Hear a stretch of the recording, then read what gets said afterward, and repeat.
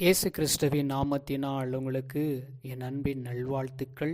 இந்த நாளில் இந்த வேளையில் கூட ஒரு ஆசீர்வாதமான வார்த்தை உபகம் 28ஆம் அதிகாரம் 4வது வசனத்தில் பார்க்கும் பொழுது இங்கே நிறைய ஆசீர்வாதங்களை பற்றி பார்க்க முடியுது. உன் கற்பத்தின் கனியும் உன் நிலத்தின் கனியும் உன் மாடுகளின் பெருக்கமும் உன் ஆடுகளின் மந்தைகளுமாகிய உன் மிருகஜீவன்களின் பலனும் ஆசீர்வதிக்கப்பட்டிருக்கும் சொல்லிட்டு இந்த நாளில் இந்த வேளையில் இன்றைக்கி பார்க்கும் பொழுது நம்ம நிலத்தில் இருக்கிற கனி, கற்பத்தின் கனி எல்லாத்தையும் கர்த்தர் நம்மளை ஆசீர்வதித்து கொடுக்க அவர் அதாவது மிருகஜீவனுடைய பலனும் ஆசீர்வதிக்கப்பட்டிருக்குன்னு சொல்லி நமக்கு ஒரு ஆசீர்வாதத்தை கட்டளிடுறார்.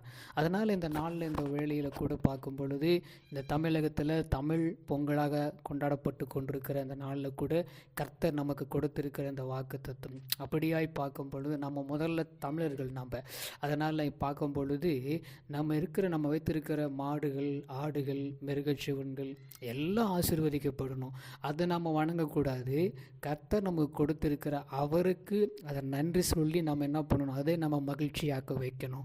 அப்படி வைக்கப்படும் பொழுது நிச்சயமாக இதெல்லாம் நமக்கு ஆசீர்வாதமாக இருக்கும். இன்றைக்கி நிறைய பேர் நம்ம என்ன பண்ணுறோம், அது கொடுத்ததுனால அதில் போய் நம்ம வணங்குவது அல்ல, கர்த்தரை நம்ம நோக்கி நம்ம இது கொடுத்ததுனால நன்றி ஆண்டவரை சொல்லி நம்ம செபிக்கப்படும் பொழுது நிச்சயமாக நம்முடைய எல்லாத்துக்கும் ஒரு ஆசீர்வாதத்தை கொடுப்பார். அப்படியே நம்ம ஜெபம் பண்ணும். எங்களை கிருபையாக நேசிக்கிற எங்கள் அன்பின் நல்ல தகப்பனே, நீர் கொடுத்த ஆண்டவர் ஜீவன்களுக்காக, நீர் கொடுத்த நிலத்துக்காக, நீர் கொடுத்த ஒவ்வொன்றுத்துக்காக, மந்தைகளுக்காக, நீர் கொடுத்த மாடுகளுக்காக, ஆடுகளுக்காக எல்லாத்துக்காகவும் உம்மை நன்றியோடு ஸ்தோத்தரிக்கிறோம் ஆண்டவரே. அவர்களை நீர் ஆசீர்வதிங்க.